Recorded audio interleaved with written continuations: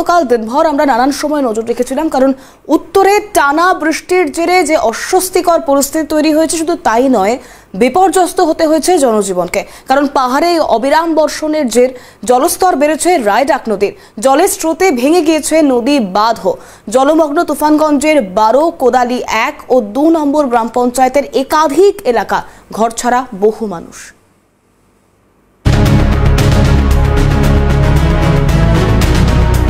উত্তরবঙ্গের পাহাড়ে লাগাতার বৃষ্টির জের জলস্তর বেড়েছে রায়ডাক নদীতে, ভাঙল নদী বাঁধও। কার্যত প্লাবন পরিস্থিতি, প্লাবিত কোচবিহার, তুফানগঞ্জের 12, কোদালি সহ একাধিক এলাকা। জলমগ্ন বিস্তীর্ণ এলাকা, জলের তলায় 300-রও বেশি বাড়ি, চাষের জমি। প্লাবন পরিস্থিতির জেরে ইতিমধ্যেই ঘর ছেড়েছেন বহু মানুষ, উঁচু জায়গায় সরে গিয়েছেন। বিপত্তি নদী পারের বাসিন্দাদের। তাদের অভিযোগ, বারবার প্রশাসনিক আধিকারিকদের জানিয়েও স্থায়ী বাঁধ নির্মাণ হয়নি। ফি বছর বন্যা লেগেই থাকে, যার ফলে ভোগান্তির শিকার হতে হয় তাদের। দাবি একটাই, স্থায়ী বাঁধ নির্মাণ করুক প্রশাসন।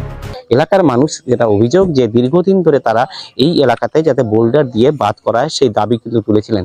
তারপরে প্রশাসন কোন রকম কর্ণপাত করেনি, আর যার ফলে আজকে এই পরিস্থিতি দাঁড়িয়েছে। এই বানবাসী পরিস্থিতির জন্য প্রশ্ন উঠছে, কেন বারবার প্রশাসনের গাফিলতি? মানুষকে আর কত ভুগতে হবে? অবস্থা মানে ভয়াবহ অবস্থা আছে এখানে, মানে শহর ডাইরেক্ট কমে লোক আছে, হ্যাঁ, অনাস্থায়ী হয়ে রয়েছে। নদী বাঁধটা যদি থাকতো তাহলে হইতো না। এই নদী বাঁধটা না থাকিয়া সম্পূর্ণ জল বাইরিয়া সবারই বাড়ি বাড়ি গেছে চলে।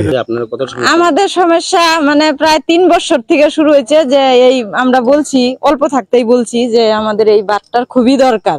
কারণ এই বাঁধ না থাকলে প্রায় 300 বাড়ি আমাদের থাকবে না। তা আসে মাপঝোক করে, খালি কয় হবে হবে, কিন্তু এখন পর্যন্ত হইলো না। একে একে কিন্তু ধীরে ধীরে বাঁধ কিন্তু ভাঙছে, আর যার ফলে আরো ভয়াবহ ক্ষতি হতে পারে, এমনটাই আশঙ্কা করছেন এই গ্রামের মানুষ। তারা চাইছেন যারা প্রশাসনের দায়িত্বে রয়েছে তারা প্রতি বছরই আসেন, প্রতিশ্রুতি দেন, কিন্তু কোনো কাজ হয় না। বন্যা কবলিত এলাকা পরিদর্শন করে পাশে থাকার আশ্বাস তৃণমূল, বিজেপি উভয় পঞ্চায়েত সদস্যের। আমরা কালকের থেকে চেষ্টা করছি এখানকার যে সমস্ত লোকাল লোক আছে তাদেরকে সেফ জায়গায় রাখার, কোনো স্কুল ঘরে বা উঁচু কোনো জায়গায় রাখার।